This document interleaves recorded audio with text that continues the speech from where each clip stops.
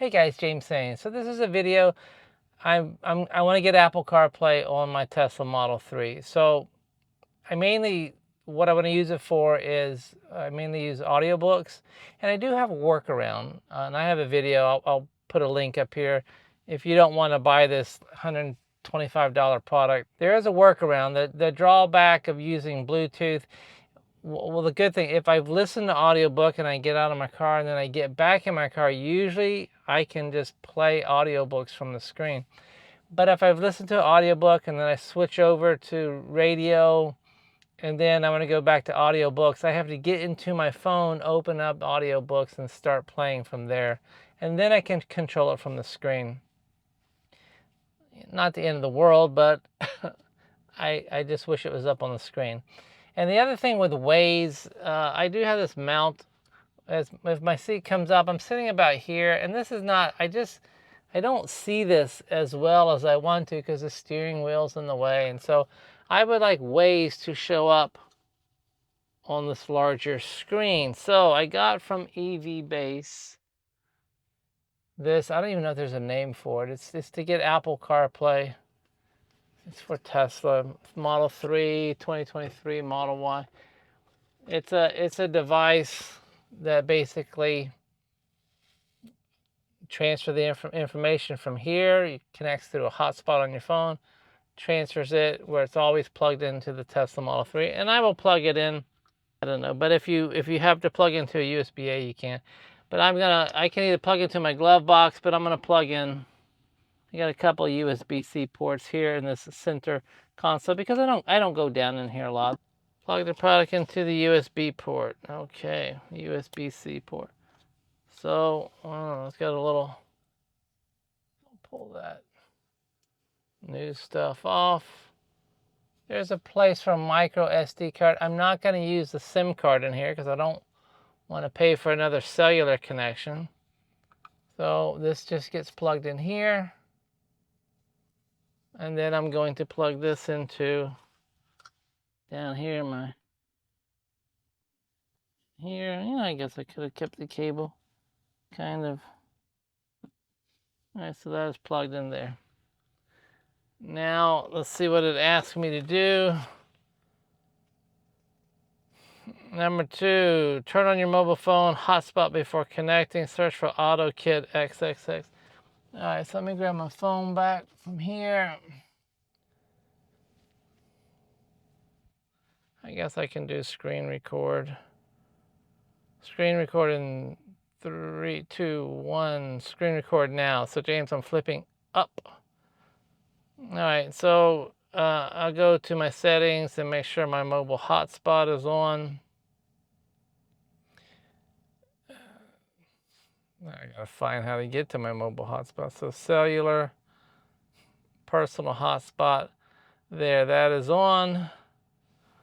Okay, now, so it said go to, we gotta go find what I need to go to.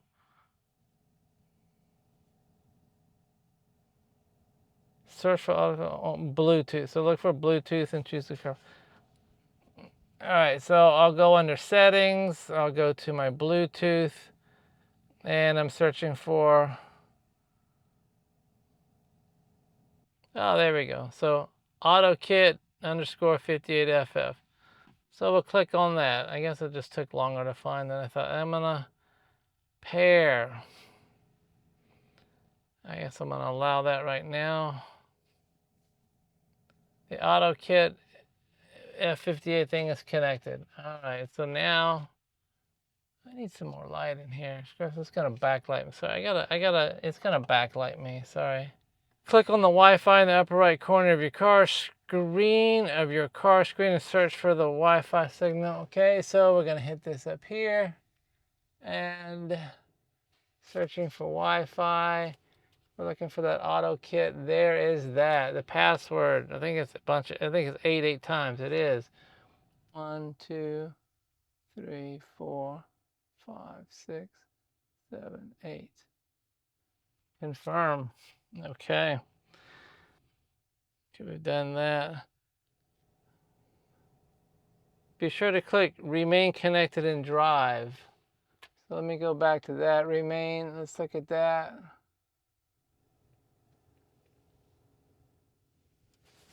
Okay, I want you to pop up.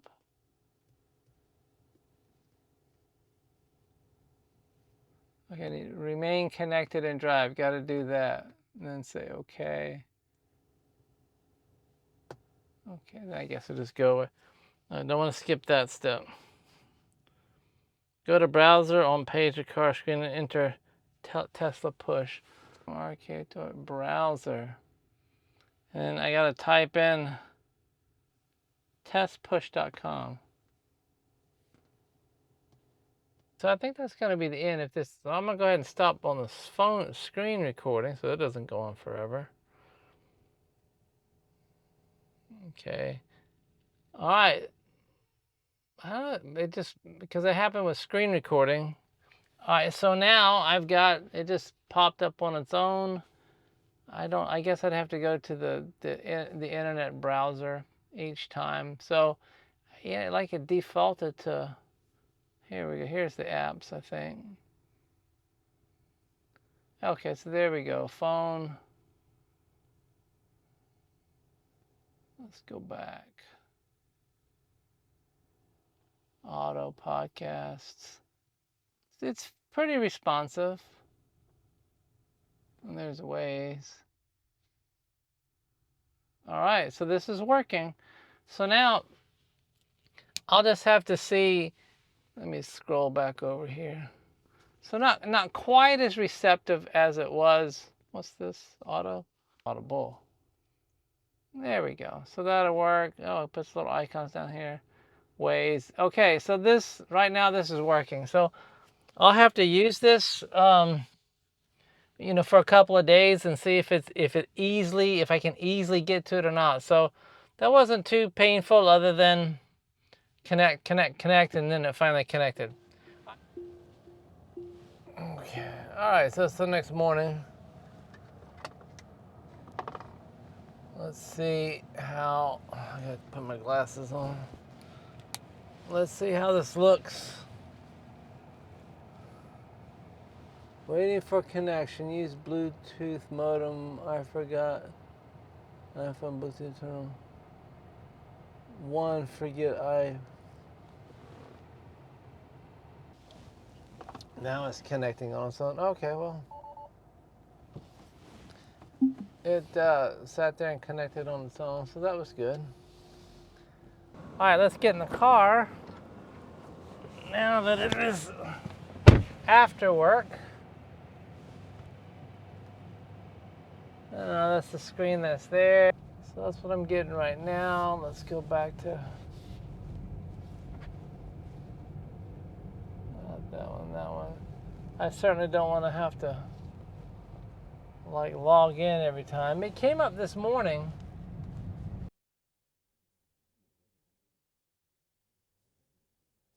Do I have, I don't want, boy, if I have to enter this every time, that's gonna be, all right. So I had to manually put in test, but I don't like that.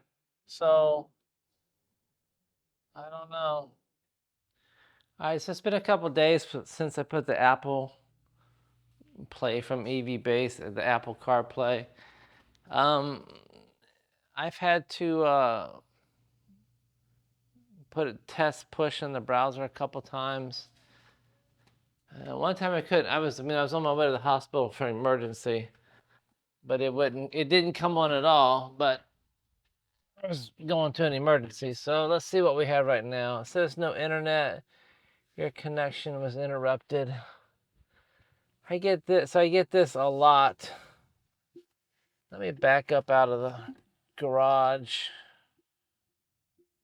It's automatically connecting, that's the main thing I wanted it to do, to automatically connect. So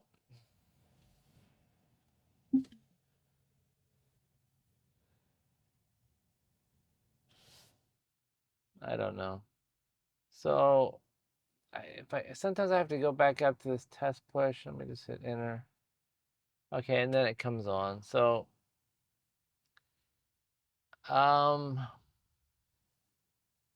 so you know, I mean, I wish it just automatically connected, and that's better. It's better than, you know, I have this mount over here for the phone. And it's really hard from this point of view because the steering wheel's in the way. Because the seat, oh yeah, I'm an easy entry. So the seat would move up a little bit. And so, you know, it's just hard to get that view. So I like having this. Though there was one day, but again, it was the middle of the night.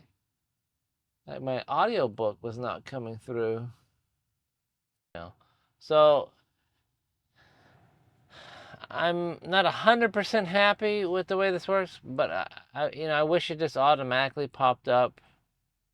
And maybe someday Tesla will integrate Apple CarPlay. But it is better than having Apple CarPlay on my phone, trying to look at it on this little mount. And well, I had to go to my phone anyway to get my audiobooks. I have to go up here and re-enter test push. So kind of the same thing. They both require some steps, but I like then being able to control it. Well, I could control it. It would just be a smaller thing down here. So, but I do get ways up here. So, all in all, it was only $125. So, is that worth it? Yeah, I guess it is. It didn't work exactly the way I want it to, but it does work. Alright guys, thanks a lot. If you liked the video, hit the thumbs up. It would help my channel. If you found the information helpful or useful, consider subscribing to the channel. And if you do, remember to turn on notifications so that you don't miss when the next video comes out. Alright guys, thanks a lot. We'll see you in the next video.